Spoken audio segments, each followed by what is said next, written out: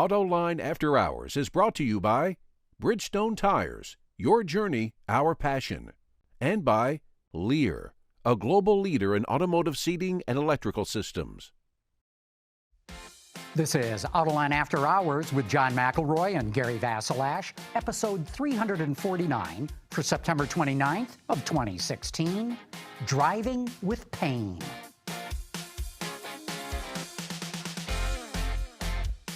Watch Autoline After Hours live at Autoline.tv every Thursday at 3 p.m. Eastern Time. That's 12 p.m. Pacific. You can subscribe to this podcast for free by searching for Autoline in iTunes, Stitcher, or YouTube. Gary Vasilash. I'm back. You're back. Let's do a show. Let's do that. So I was driving the Prius Prime last week, but I can't tell you about it until next week. So I know. You could show us pictures, but you can't talk about the car. Exactly. Right. And what, Toyota showed you a bunch of other things, though. Yeah, this mid-cycle. The 86 and former FRS. That's right. A few other things, right? What, they redo the Sienna minivan? Yeah, just minor stuff. Just minor stuff. Okay, next week. The Prime was Prime. Oh, there you go. Well, let's let everybody know who's in the studio with us this week. It's Henry Payne, but he's a guest. He's not one of our journalist panel here. I'm in the hot seat this week. You're in the hot seat, and you brought your car with you. Yeah. And because we want to talk about racing, and I guess this is a vintage race car, right? Even though it's not that old. Yeah, 1990. So my kids were born in 1990, 92, so. Yeah, so it is vintage. I guess it is vintage. It's older than my kids. So tell us what it is. This is a Lola 90. So this comes from the SCCA Sports 2000 class that was formed in the late 1970s. And this was basically the third and last generation of the Sports 2000 racers that came in the late 90s. Some of them are still made today. There's a company named Carber in Wisconsin that still makes these cars. Lola's bankrupt. It doesn't make these anymore, but this type of car is still eligible to race in the SCCA P1 class, but for the most part, these cars have all come down into vintage racing, and I'm racing this Lola typically along with 20 or 30 other guys. 20 or 30 other cars like this. That's a lot. That's a good field. Yeah, they're really good fields, and they're as good as they were in SCCA back in the day. So. Really quick, they're as quick a car as you can find, really, shy of a carbon fiber tub. These are aluminum tubs. And who's the organizing series that puts this on? So we just raced this last weekend with SVRA down in VIR, Virginia International Raceway. But there are multiple vintage groups around the country that host these cars. So there's the P1 series that's still in SCCA, but really Sports 2000 has come into vintage. So we have our own series, which is about 10 races over the course of the year. All around the country. Right, where you can gather points, but they're raced with different organizing bodies. So SVRA was last weekend. We raced with VRG earlier in the year up at. Or was that up at Grattan? Here in Michigan, we go to Watkins Glen, we go to Road Atlanta, we go to Road America. Really go to all the Mid-Ohio too, right? Mid-Ohio, yeah. So really good tracks. Yeah, we're racing at all the top tracks in the country. So it's really good racing. What qualifies as a vintage car? That's a good question. That's sort of what the vintage groups define, because the vintage groups they can't race current. Because it's amateur racing for guys like me that own these things, but at the same time, they're in the business of attracting people to gate. They can go to a track and say, we can put on a vintage event and you'll get X gate. So it's always a tricky balance. I think it has more to do with what cars have been popular in the past. So this was a very popular, very competitive SCCA class. Particularly in the late 80s, 90s, and so we've recreated that in vintage and the racing. These cars are still very quick and very entertaining for a crowd. But you also still have we're in so-called Group 7 racing in vintage racing. Group 1, you still have old Alphas, Porsche bathtubs, late 50s, early 60s GT cars. And you get big fields of those cars because there's great interest there and great racing. But your car couldn't go into the Group 1. No, right. So all of vintage racing is segmented by year and by class. Trans Am, for example, used to be very popular in vintage racing. The late 60s, early 70s Trans Am. Mark Donohue, where Penske cut his teeth. It was a tremendously competitive series, and that did very well. You had huge fields, 40, 50 car fields in vintage racing for a long time, but all those cars have become so valuable to collectors over time that series has kind of fallen away. So it's interesting. I mean, the vintage organizers need to be aware not only who has the cars that can race them, but also what's popular among people who want to come out. So let's talk about this car a little bit, because for those who are only listening to the podcast and don't see the pictures in the video that we're running, it looks like a mini Can-Am car, like about a 3/4 scale Can-Am car made by Lola. It's what, aluminum monocoque chassis, Aluminum right? monocoque, right. Aluminum monocoque tub with tube frame support at the front and back. Double wishbones at all 4 corners, Yep. right? Yep. Disc brakes, I'm assuming, at all 4 Disc corners? brakes all the way around, slick tires all the way around, running 8 and 9 inch tires front to rear. And you've got a 2-liter Ford engine, right? A Pinto engine is That's what right. anybody in the U.S. would know it as. Right, and it's a true spec racer in that sense. I mean, the pro racing really has all gone to spec now. Holds down costs, makes it that's right. easier to maintain and all that. Because you guys are amateurs. You're not working on this all around the week. That's right. Well, and it's really that's the way road auto racing has gone. I mean, when my father and I got into vintage racing back in the late 70s, early 80s, we were racing Porsches and Ferraris and all that great stuff that came out of the Le Mans tracks in the 1960s and early 70s. But they were all bespoke cars created by the manufacturers with 12-cylinder Ferrari engines in them and 12-cylinder Porsche engines, and those just became so expensive to make over time unless you had manufacturer money. That over time the racing has become sponsor supported, and so budgets have become much more crucial.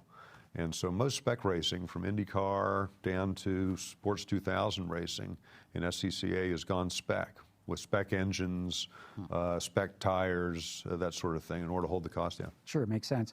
And then you were telling me before we started the show, this is about 1,100 pounds, Yep. so very lightweight. Yes. You've got about 150 horsepower out of that Pinto engine. Yeah, yeah. So I did the math, the power to weight ratio. This is a little over 7 pounds per horsepower. And in my book, anything under 10 pounds is wicked fast. So this is a wicked fast car. Yeah, this is a quick little thing, but it's still a 2-liter car. So it's a tremendous car for people to get into racing. My sons have just started racing in the last couple years, and they're coming up through go-karts and through barber school, Skip Barber Formula Car School. And this is a great way to get into racing because you don't have so much power that it overwhelms the tires. And it really teaches you racing skills because you got to keep your speed up because you only have 2,000 cc's behind you. I got a great secret for you. If you want to keep your speed up, don't touch the brakes. Yeah, and that's the way these cars really are. I mean, you're trying to be off and on the gas, full on, full off, because they're tremendous handling cars. They're very stiff. And as I say, it's a really good teacher of racing as well as being a quick car. This car, just to give folks a sense of how rapidly race car technology advances, the 1970 Porsche 908, which was a Le Mans winning 3-liter class car in 1970, 400 horsepower, 1,300 pound car. This car is another 20 years on. 20 years later, has only 150 horsepower and is doing the same lap times at VIR. And you told me that earlier, and what blew my mind is they're roughly the same weight. Same weight. Yeah, this is 1,100 pounds.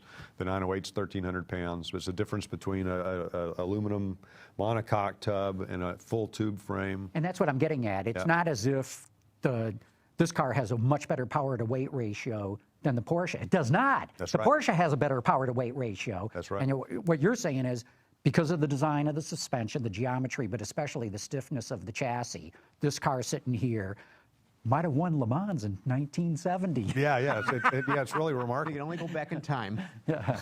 Well, and then you come to today's the modern sports car today, like a Porsche 919 that won Le Mans this year. This right? year. Yeah, I have to remember the Toyota dropped out with 5 minutes That's right. to go. Yeah, that's right. That very dramatic end. So that's a carbon fiber chassis, and the prototypes in that class with carbon fiber chassis versus an IMSA prototype car, which is still using aluminum monocoque tub. The modern carbon fiber sports car tub car, the 919, is only 6 seconds off of Formula One car times at places like Circuit of the Americas. They're a full 13 seconds quicker than an IMSA prototype because of the difference in that tub technology. So the advancement continues today. So what kind of a transmission? We mentioned the other aspects of the powertrain. Yeah, so it's a Hewland transmission, which is a very common transmission in auto racing. You find it in Formula racing as well as sports car racing. Very robust engines. This is a classic H pattern, 4-speed. Hewland box, and you find them in Lolas, you find them in IndyCar racing. I mean, Hewland has been putting out great transmissions for a long time. I mean, since the 60s at least, Right. I would say. That's right. And then the car's taken care of for me by Speed Unlimited Racing up in Chicago. Jim Kelly's race shop. He takes care of a number of Sports 2000s. He was a former Sports 2000 racer, very skilled, very knowledgeable man, and he takes care of the cars for us. He's got a number of clients, and he takes them to the track for us, and we all fly to the track and meet him and go have fun. So do you have any sponsors to help defray the bills? You got a couple of what looks like sponsors. Yeah, it looks like sponsors, but yeah, they aren't paying anything. No, I'm a Detroit News auto columnist, so I got the Detroit News on the front. Very, very proud to be with the Detroit News.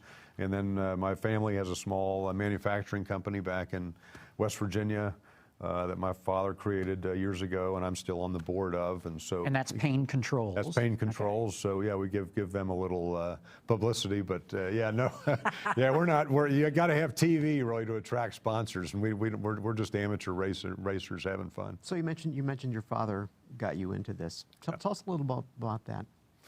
Well, I grew up at the track. I mean, my father was a brilliant man. He was an aeronautical engineer who then started an electronics company, and so the electronics company, that was that put dinner on the table. But he was always fascinated by the aviation industry and by aerodynamics in general, and that got him into racing at a very young age when he got out of college. And so I kind of grew up going to the racetrack with him. His first race car was an AC Bristol.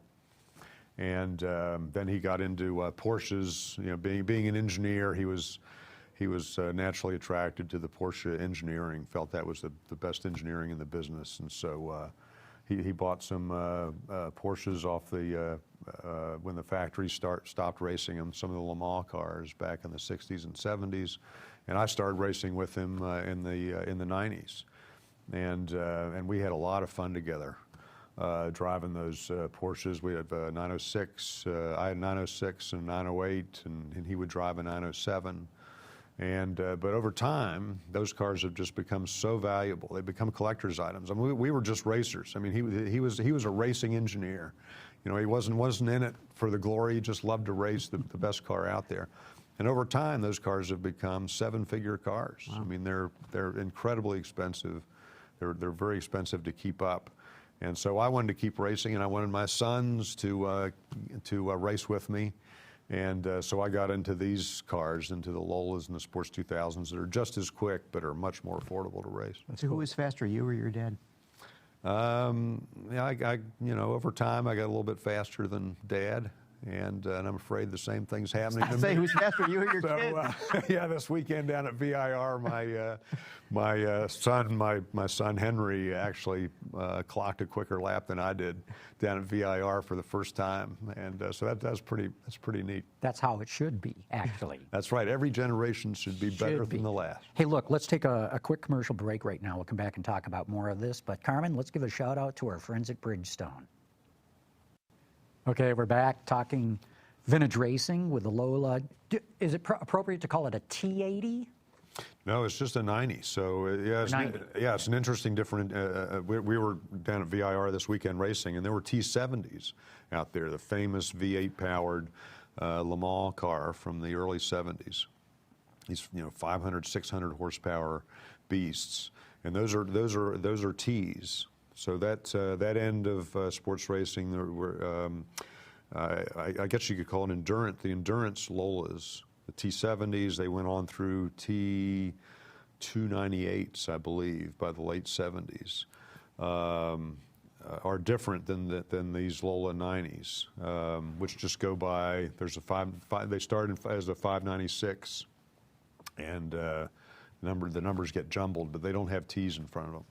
And Lola, of course, now is bankrupt. Yeah. And is owned by Multimatic.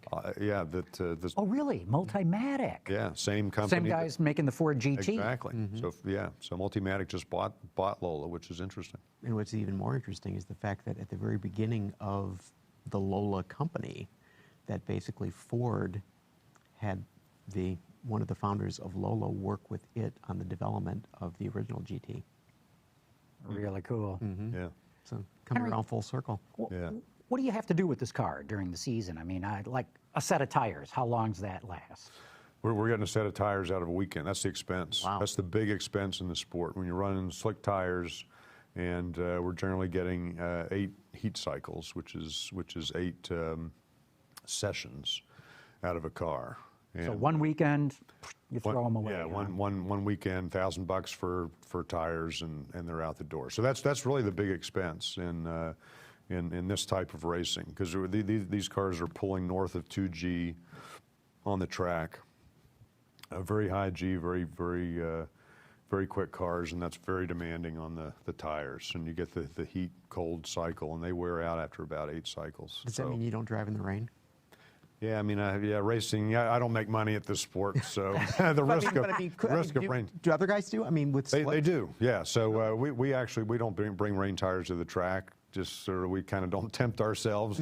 There's no real glory in club racing that rewards the risk of rain racing, but a lot of guys do. They enjoy it. In Formula One, of course, it's a whole nother ball game, and they deliberately develop the compound so that these drivers have got to go out, do an outlap at the right thing, bring the tire up to the proper temperature. Then, do you have to worry about anything like that other than just heat up the tires? Yeah, we just you kind of learn. Usually these things heat up. We run Avons, and they heat up pretty quick. You usually get them up to temperature in a lap.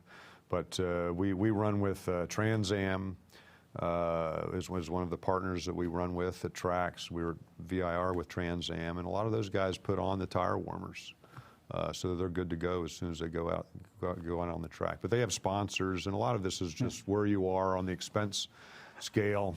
Yeah, the tire warmers just aren't worth the cost to us. What's the best part about it for you? I mean, this is a big time commitment on your part, obviously. Yeah. But hell, if you love it, it's not a big deal. But what do you especially love about going vintage racing? I really love I love the escape. You go to a race weekend, and it's so concentrated. I mean, the concentration is intense. The great Hemingway quote: "They're only bullfighting, mountain climbing, and auto racing are the only real sports. All the rest are games." I mean, there is some risk in this sport, and you really have to concentrate on what you're doing from an engineering and handling setup in order to go fast. And so you get lost in that weekend, and I love that, and I love the fact that I've always been able to race with family. It's neat to see my kids coming up and learning the skill. So yeah, it's really a great escape from my daily life. So is a weekend Saturday qualifying, Sunday racing, or? Yeah, we were, depending on the event, but typically it's Friday practice, and then we're qualifying and racing on Saturday and Sunday. Some weekends are a little bit longer. We'll go to Circuit of the Americas in November, and that'll be a 5-day event. So kind of depending on how big the event is, how many entries there are. Circuit of the Americas is huge. It should be 400 entries down there. Is it a timed race when you go out? Yeah, so we're just running sprints. And again, the sort of the magic for vintage racing from a fan is that you can come and see A lot of races. Oh, you can see everything from late 50s bathtub Porsches racing to a 1990 spec racer Lola to a early 2000 Audi R8 Le Mans diesel-powered Le Mans car out there. So for the fan, it's a tremendous way to see generations of race car. And then as far as the racing goes, that limits us. We're usually doing 10-lap sprint races, which is good. We're all we're not in the best of shape being amateur racers, so we get. You don't work out 5 hours a day? No, yeah, don't have a trainer. So it's hard work when you're racing at 2 Gs. You tire pretty quickly. So what is your sense? I mean, over the years you've been participating in this sport. Are the fans as enthusiastic today as they were back when your father was racing with you?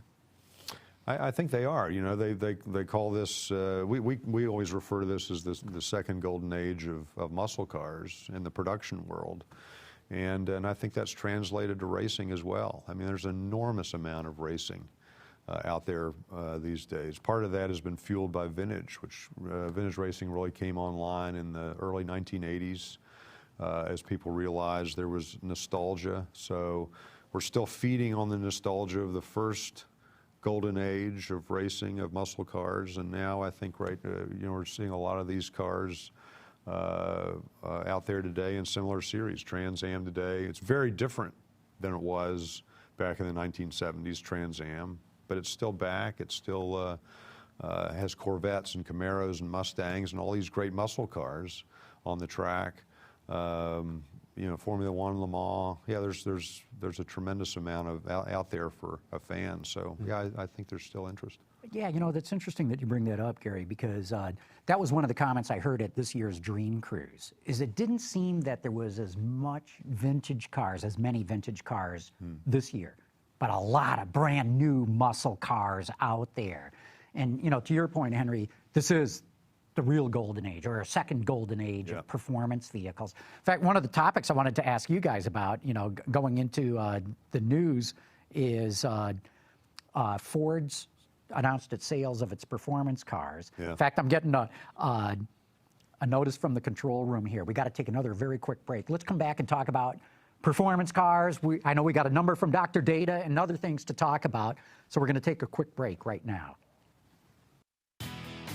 From Shanghai to the Silicon Valley, the auto industry may make news around the globe, but there's only one spot to get your daily dose. Check out Autoline Daily at Autoline.tv, Monday through Friday at noon Eastern. Okay, we're back, and let's just finish that thought of Ford's performance cars that we started to talk about before that quick break. But Ford came out and said they're going to sell what, Gary? 200,000 performance cars globally. Globally, but right. Still, right. It's a huge number. It's doubled what they were just a few years ago, and so this would be Mustangs and the Focus but not just RS. All Mustangs, right? This would be the 350s, right. The 350Rs, Focus RS, Ford GT, obviously. Yeah. Okay, so it's Focus RS, Focus ST, Fiesta ST. Forgot the Fiesta. Yeah. And I mean that is the Raptor, I'm sure, would be in there too. Yeah. Shelby GT 350 and 350R Mustang sold out for 2017. I know. And what blew my mind when I saw that number of 200,000 performance cars, that's how much Porsche sells in a year. Yeah. So, of course, we could make adjustments for, the dollar amounts involved. Nonetheless, for Ford to sell 200,000 performance cars, shows they made the right decision, I think. What was it? A couple of years ago, they formed the Ford Performance Group, you know, as a business entity. Right. Because they said, hey, we see money in this stuff, and man, were they right. Yeah, and the halo car was this Ford GT coming back, and yeah, I mean it's a great segue from what we were talking about with racing, because so much of Ford's racing DNA is part of this performance marketing. I mean, the halo car is the Ford GT that won Le Mans in 1965, and here we are 50 years later, and they're still milking that. And you know, to Gary asking about the popularity of racing today, you have more racetracks in this country than you've ever had before. I mean, not just racetracks that are dedicated to racing, but club tracks. Monticello, Audubon, Thermal in California, all these club tracks. M1 right here in Michigan. Right, that are basically golf course models. You have so many people. So it's basically rich guys with powerful cars Yeah. who don't want to get tickets, so Right. Yeah, so they go to their club track. Yeah, instead of playing golf, they're taking their Focus RS or their Mustang GT350, so they can really test it. But yeah, I mean, just And not you just look at rich guys, right? I mean, for the clubs, yeah, obviously. Right. But when you look at, you know, quarter-mile dirt track racing, still very popular in this country. Sprint cars, late model stock cars. I mean, the list goes on and on. Hill climbs. It's amazing how much racing is going on. And yet, when you look at the big leagues, Formula One, NASCAR, IndyCar, and the like, you know, the popularity of motorsports is dropping. Yeah. I mean, measured by TV ratings or attendance at races, it's going down. Yeah. And yet, at the grassroots level, I don't think it's ever been stronger. Yeah, that's right. Yeah, and you know, and so in a company like Ford, which is arguably as green a company as there is out there, you know, that they're on the cutting edge of plug-in and electric development. At the same time, they obviously feel that performance is just as important an indicator of where they are as a brand, and those two coexist, Yeah. which is a wonderful thing. Maybe it's like carbon offsets. So they. Carbon fiber offsets. Yeah. But it is interesting. I mean, if we look, you know, we were talking earlier. You look at the numbers though in terms of muscle cars, and you know, Camaro is down. Sales are down, right? Sales are down year to date, off by nearly 15%. Charger down, Challenger down, Mustang up. Okay, and that's the only one that's, I mean, and it's significantly increased in terms of its sales. Yeah. And those are just U.S. sales. U.S. sales. And, so we you know got- that Mustang's selling well globally now. Right, and I have a feeling that accounts for a lot of that gain that they're achieving globally. I mean, I just think that Good point. a very, very clever idea to take the, you know, quintessential American pony car Yeah. and bring it around the world, which they hadn't done up until this current generation vehicle. But the other thing, and you know, it takes some analysis to figure this out. But look in that same price point, that $30,000 to $40,000 price point where those things live, and look at all the hot hatches that have come into the market. Again, trying to slake this demand for performance. The VW has now gone to an R. A Golf Right. R Yep. above their GTI. right. Ford has taken that ST and gone to an RS. So maybe that's the competition for those muscle cars. They're front wheel drivers, but So people they're don't just as necessarily capable. want to race in straight lines anymore. They want to race quickly, Gymkhana-like, and yeah. Tanner Faust and all those guys who are doing the tricks. That they want to do that as well. Yeah, that's right. The Red Ken- Bull Series is Ken running Block cars. and those guys. Yeah. Yeah. Absolutely. And they have more utility. The hatches are a better utility car in terms of getting around and carrying people than the muscle cars. So maybe they're bleeding some of those sales. Could be. And then and I'm currently driving an Infiniti Q50S. So you see it in the luxury cars. Every luxury car now has got a has to have a performance version. performance brand even. So S with Infiniti, AMG, Mercedes, M, BMW, V, Cadillac, Right. and whoever else is out there. Yeah. There's really real demand for this stuff. Okay, now we got to turn to another All right. part of the show. So- Time for Dr. Data. Okay, and this all wraps together. This is the easiest number that we've had on the show in quite a while. So, Carmen, could you please bring that up? 35 million. 35 million and change. In terms of dollars. Mm-hmm. 35 million, and we got to guess what that is. Well, once you guess what that is, you know what that number is. Well, there's a fuzzy outline of some vintage race car in the background. I'm going to guess it's a Ferrari.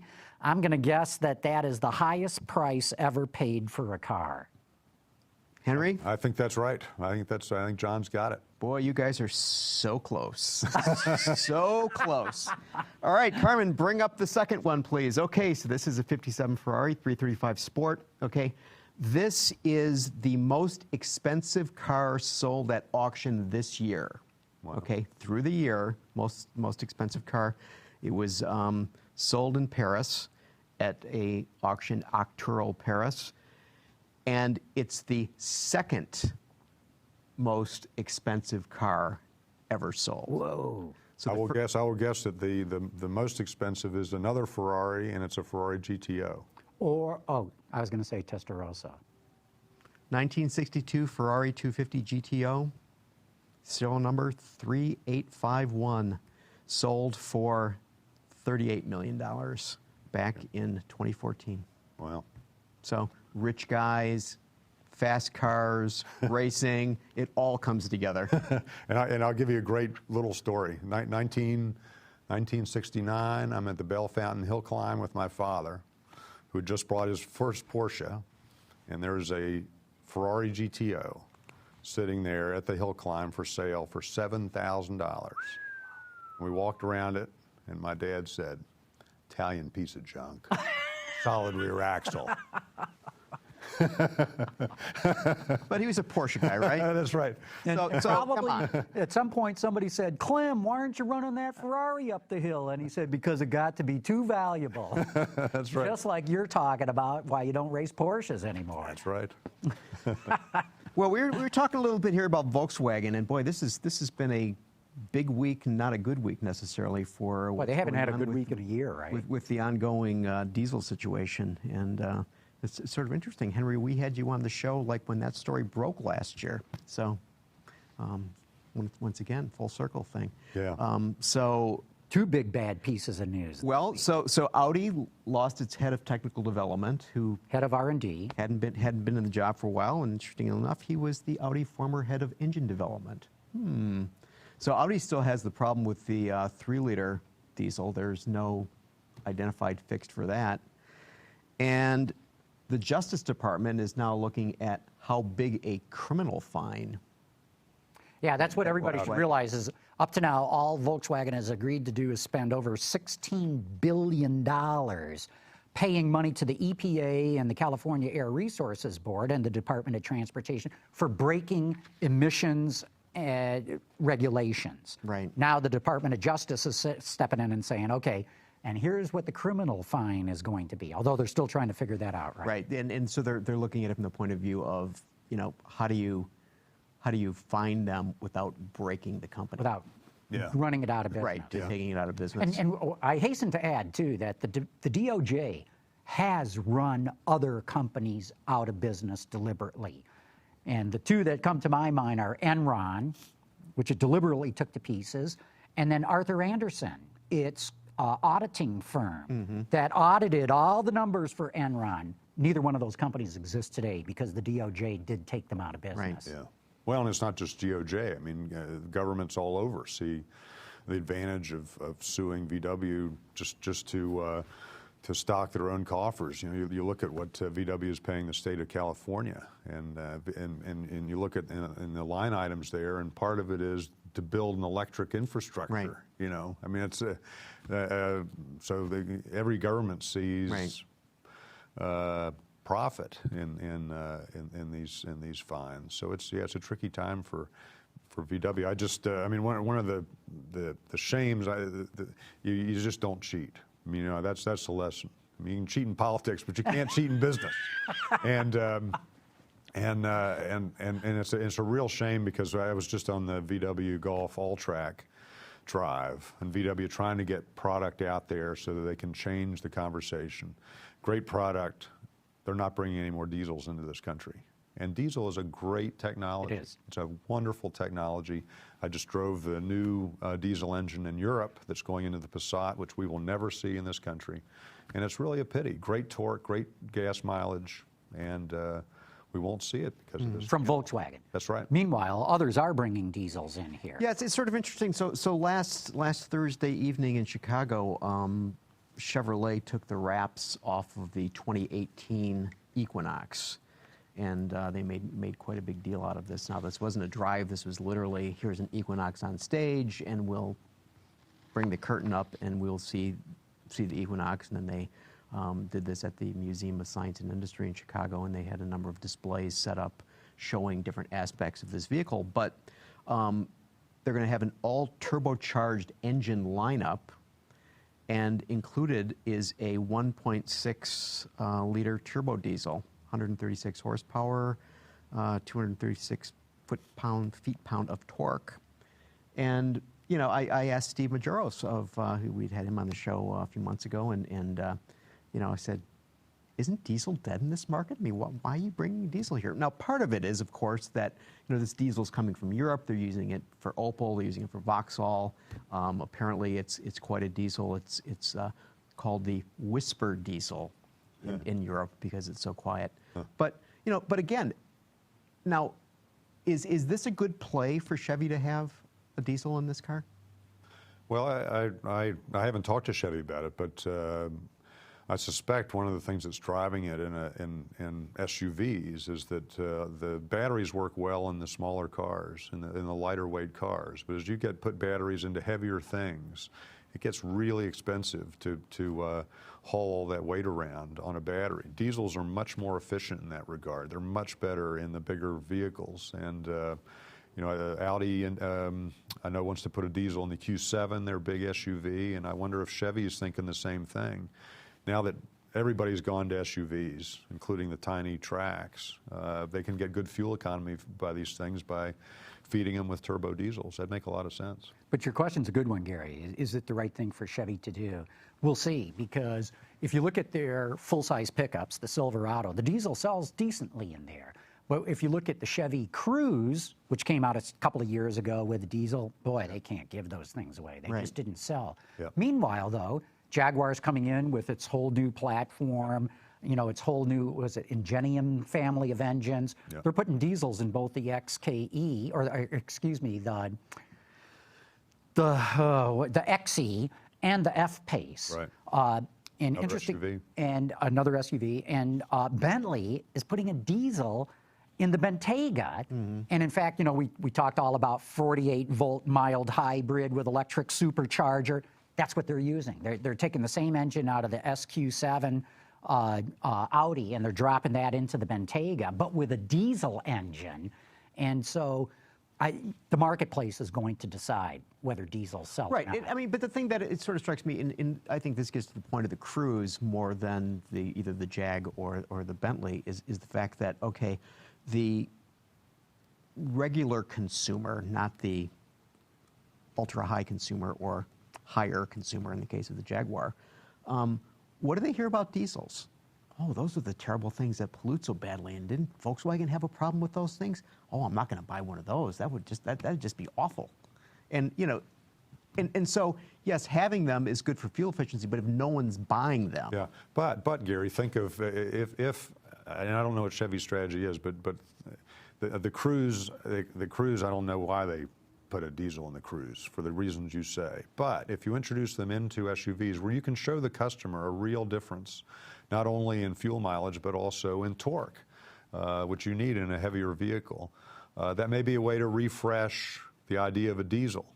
You know, just the way Buick refreshed its brand by introducing SUVs. Because all these manufacturers, particularly the big ones, still got to sell in Europe where diesels are very popular. So the technology's there, and I can see where they want to bring it here, and maybe it's just a matter of packaging. Mm-hmm. It'll work better. We shall see. We shall see. I just find this to be fascinating. I mean, you know, especially in light of this ongoing problem with diesels. I mean, I mean, to my mind, and trust me, I enjoy driving them as much as the next guy does. I mean, they're a whole lot of fun, and And as you say, the low-end torque is just amazing, and you know, that's just great. But just from the point of view as a business proposition, whether it makes a whole lot of sense just to have that. Yeah. And maybe this is, you know, you can get a RAV4 with a hybrid, and maybe Chevy just decided, well, we don't want to do the expenses, you say, and put the hybrid there, and we'll keep that technology for the Volt and the Bolt and whatever else, you know. And it was also interesting that I learned, and I don't know if you guys realize this or not, but they consider the Bolt to be a crossover. Yep. Well, I'm serious, and I mean, that's true. I was surprised, and I can tell you are surprised as well. I'm surprised too. Well, but the EPA is not going to classify it as they're going to classify it as a car. And in fact, in the NACTOY jury, I believe we have it, North American Car of the Year, we have it classified as a car. But Chevy is going to market it as a crossover because that's where the market is, and it kind of looks like it's crossover-y looking. Well, it's a hatchback. Up in the air a little bit. And, yeah. and, you know, I suppose if I were in charge of marketing, I'd call it a crossover too. Mm-hmm. Yeah. But it's a hatchback. Hey, let's take another quick break right now. We got a lot more to talk about. But Carmen, let's give a shout out to our good friends at Lear. Lear Connexus offers a parental controls application with geofencing that sends notifications regarding driving behavior and location, including curfew alerts, acceleration alerts, and speed alerts.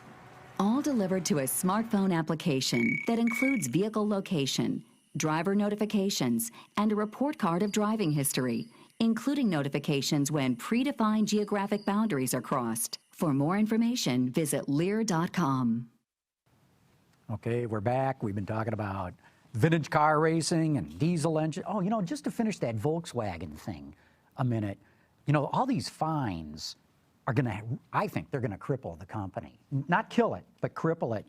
You know, I was at a Ford event a week ago, and Bill Ford was talking, and one of the things he said, or Mark Fields, excuse me, is the point. They both talked, but Mark made the point that one of the biggest things that Ford's grappling with right now, and this has got to be true of every single car company, is where do you spend all your money?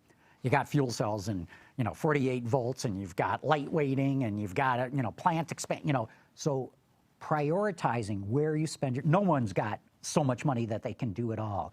So here's Volkswagen's got to pay $16 billion in fines. Who knows what the Department of Justice is going to slap them with. The lawsuits haven't even really gotten to court yet. You know, the buybacks and everything. I mean, and what about the rest of the world? I mean, you know, I mean, the Koreans are. Yeah, you know, they're interested. Koreans arrested a couple of their executives. Yeah, so they're not going to say, So it's all right. Just pay the guys in the U.S. We're good. Yeah. So when Volkswagen says, "Oh, we're going to bring out 30 new electric cars in the next decade," where are they going to get the money? It's a big company. Well, and they're also partially owned by government, right? Doesn't Lower Saxony have a huge investment? Has a stake in it, but there might be some bailout money there for them. Yeah, it can't be that much for Lower Saxony. No, I don't think so. I mean, maybe for the entire country of Germany, but they're spending a lot. But that's the other end of the scale. I mean, it's a huge company. It's the number 2 company in the world, I believe, in sales. And the other end of this capital question is the smaller companies can't afford a lot of these capital expenditures, and they have to partner. They're going to have to partner. So Volkswagen is a very interesting partner. Very good engineering in that company. It's a very interesting partner play for somebody like Mazda or. You know, we were talking a lot about it with FCA when FCA was exploring a partner. So I think VW could make some money there. Well, Bloomberg did a report on the potential consequence of the criminal charges in terms of money charges, not prison sentences. Not prison charges. And so Joel Levington, a Bloomberg intelligent credit analyst, said, and I quote, "Despite all the damage his reputation has taken, VW is still a company that might be able to generate back $5 billion in free cash flow in 2018. And when you generate that kind of cash, it absolves a lot of sins." So if they got $5 billion in cash flow, that's pretty good. That may not be a problem in terms of investing in things. Okay. So speaking of FCA, so we just learned that FCA launched the new Jeep Compass in Brazil yesterday, and we're not going to see the new Jeep Compass here until the LA Auto Show in November. What's your take on that, Henry? Yeah, we've all been wondering about this because, you know, again, to the issue of priorities, FCA obviously has a lot of priorities. They're trying to build a luxury brand in Alpha. They're trying to rebuild a mainstream brand in Chrysler, but their cash cow is Jeep. You got to keep those Jeeps coming off the line. So I think we've all been a little surprised that this has been delayed. Yeah, because let's go back. Chrysler showed this Jeep to the media. Were you there at that? Yes. What was that? Last year? Late last year? Last year before the Detroit Auto Show. Before the Detroit Auto Show. They spilled their guts on the whole thing. Thought it was coming in New York. And then they said, whoa, everybody, don't say word one about this car. And then they introduced it in Brazil yesterday, and or, you know, this week. And they still sent out a notice to all the American media, don't you dare publish anything that we told you last year. And yeah, what the hell is going on with this program?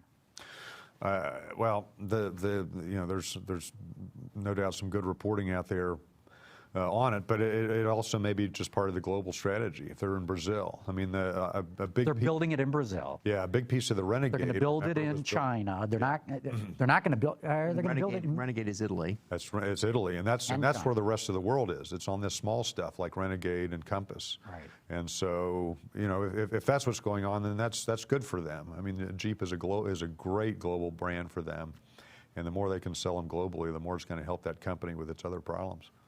What do you think, Gary? What well, I mean, I think, I mean, here's the thing that puzzles me is the fact of, okay, how far can you stretch Jeep before it loses its luster of being, you know, the quintessential American brand? I mean, isn't that what Jeep is? And isn't that why it's so revered around the world? I mean, there are lots of car companies that make vehicles that can go anywhere and do anything, but they're not Jeeps, right? Yeah. So if you begin to have these vehicles that are no longer necessarily or even at all American, isn't the luster beginning to fade? And that's what I just wonder about. It just puzzles me. And I mean I understand that they're you know, making money hand over fist with the Jeep brand and globally, and then domestically with the Ram brand. So, you know, why would you do that? Why would you necessarily risk, you know, your single biggest market? I don't know if you're risking anything, only in the sense that, you know, this argument actually goes back 30 years ago when Honda built the first foreign-made car in America, the first Honda Accord that was made in Marysville, Ohio. And that was the big question. And the dealers were biting their nails because that was the worry. Will Americans buy an American-made Honda? And no problems at all. It was never really an issue. And then when BMW came and built the plant in South Carolina, that was the big question. Ooh, will people buy BMWs, not just in America, but anywhere in the world, if that BMW was not made in Germany? And of course, nobody even notices the difference. Right.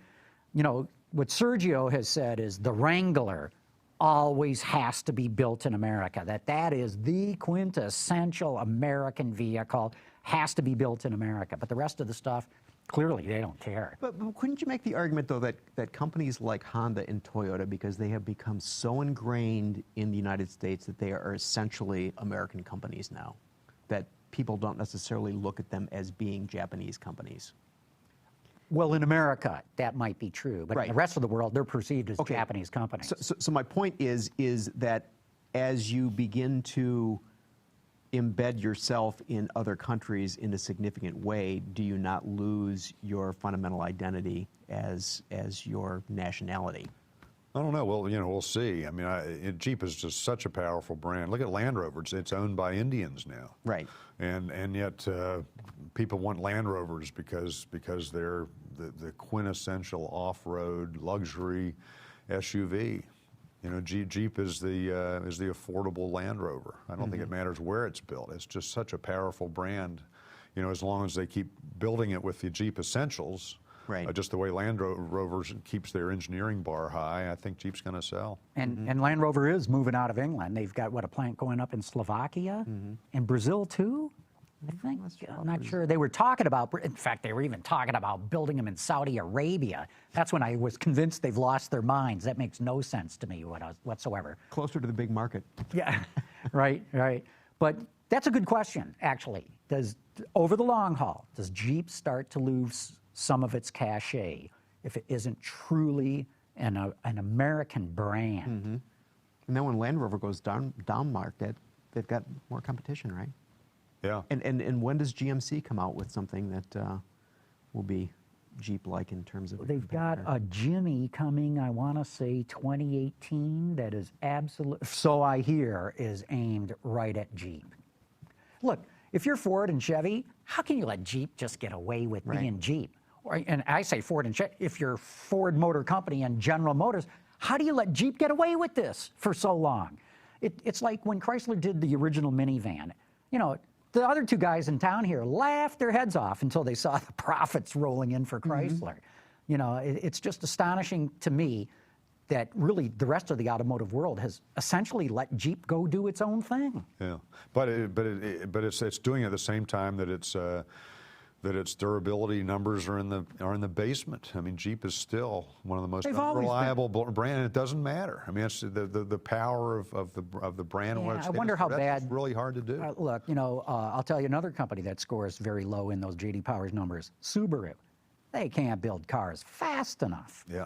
You know, and so that's why I'm very skeptical of these J.D. Power or even Consumer Reports, quote unquote, quality numbers. Because I think a lot more goes into owning an automobile than just looking at some survey results. Right. Yeah. No, and that's I mean that's what's I think that's what's hard. I mean it's not just that Chevy and Ford want to be in that space with Jeep, but how do you do it from a brand perspective? I mean Subaru, you know, really concentrate on what they wanted to be as a brand, as an all-wheel drive, affordable, outdoorsy brand, and that works. And Jeep has figured that out too. I just think that's really hard to do. I mean, Jeep, you know, you get into a Jeep Renegade, this little $20,000 thing, and you crawl through it, and there's all this World War II nostalgia all over the car. You know, I mean, again, it's just like Ford with performance.